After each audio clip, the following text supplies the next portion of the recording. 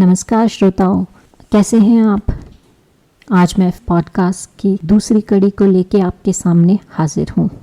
पिछली कड़ी जो इस पॉडकास्ट की पहली कड़ी थी, उसमें मैंने आपको बताया था कि फील्ड स्टेशन क्या होता है, और मैंने आपसे ये भी कहा था कि आप मुझे बताएं कि क्या आप फील्ड स्टेशन में रहने वालों के जीवन के बारे में जानना चाहेंगे। मैं फिर से आपको एक बार याद दिला दूं कि मैं एक फील्ड स्टेशन में काम करती हूं। मुख्यतः रूप से ये फील्ड स्टेशन वन्य जीवियों के बारे में रिसर्च करने के लिए बना हुआ है, परंतु आप अगर किसी और क्षेत्र में रिसर्च कर रहे हैं तो आप भी इन फैसिलिटीज़ का इस्तेमाल कर सकते हैं। फील्ड स्टेशन पे आने से पहले मेरा वन्य जीवन से कोई लेना देना नहीं था। मेरी पीएचडी माइक्रोबायोलॉजी के क्षेत्र में हुई थी, और उसके बाद का मेरा रिसर्च अनुभव था वो बैक्टीरियल जीनोमिक्स में हुआ था। वाइल्ड लाइफ फील्ड स्टेशन के प्रबंधक के रूप में कार्य करना एक तरह से मेरे लिए संयोग ही कहा जा सकता है, बल्कि मैंने कभी सोचा भी नहीं था कभी मध्य प्रदेश में भी काम करूंगी। हाँ, वाइल्ड लाइफ के बारे में मेरी रुचि ज़रूर थी।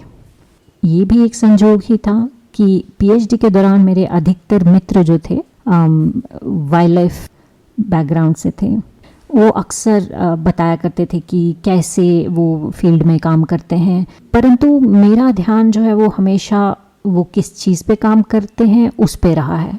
मेरी एक मित्र हाथियों के बिहेवियर पे काम करती थी, और मुझे बहुत ही रुचिपूर्वक लगता था जब वो कहती थी कि हाथी इतना बड़ा दिखता है लेकिन उसका जो बिहेवियर है वो बहुत एक चूहे जैसा है। मैं बहुत ध्यान से उनकी बातें सुना करती थी, और मैंने उनको कहा भी था कई बार कि आप मुझे अपना इंटर्न बना लीजिए, मैं फील्ड में आपके साथ मदद करूंगी। परंतु उस समय मुझे कभी मौका नहीं मिला फील्ड में जाके काम करने का। मेरे मित्रों ने कभी बताया नहीं कि फील्ड स्टेशन क्या होता है, या हो भी सकता है उन्होंने बताया और मैंने सुना ही नहीं।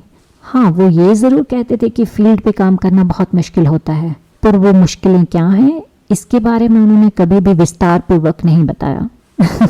बताते तो शायद मैं फील्ड स्टेशन पे काम भी नहीं कर रही होती। दूर दराज के क्षेत्रों में काम करना और वन्य प्राणियों के जीवन के बारे में जानना अक्सर ये बहुत ही रोमांचक लगता है हम सभी को। याद कीजिए, जब आप नेशनल ज्योग्राफिक के द्वारा बनाई गई मूवीज़ देखते हैं तो एकदम बहुत थ्रिलिंग लगता है, और सच कहूँ तो ऐसा होता भी है, ऐसी कोई दो राय नहीं है। परंतु वन्य प्राणियों के जीवन का रूपांकन जो हम मूवीज़ में देखते हैं वो एक बहुत ही एडिटेड वर्जन है। उसकी बैकग्राउंड में जो काम करने वाले लोग हैं जिन्होंने इतनी कठिनाइयों का सामना करके वो मूवी बनाई है, इसके बारे में अक्सर हमें जानकारी नहीं होती। और देखा जाए तो फील्ड स्टेशन जो है वो उसी पृष्ठभूमि का एक बहुत ही महत्वपूर्ण हिस्सा है। वैज्ञानिक जो वन्य प्राणियों पे शोध करते हैं, फील्ड स्टेशन उनके लिए एक तरह से बेस कैंप का काम करता है। ज़्यादातर फील्ड स्टेशन जो हैं वो दूरस्थ इलाकों में होते हैं, तो उसकी वजह से वो आधुनिक सुविधाओं से वंचित रहते हैं। परंतु जिस फील्ड स्टेशन में मैं काम करती हूँ वो काफ़ी आधुनिक है। बहरहाल वन्य प्राणियों के जीवन का ये जो रोमांचित रूपांकन है उसके पीछे नेशनल ज्योग्राफिक का भी एक बहुत बड़ा हाथ है। इसके अलावा फील्ड स्टेशन पे रहना एक तरह से एकाकी जीवन जीने जैसा भी हो जाता है।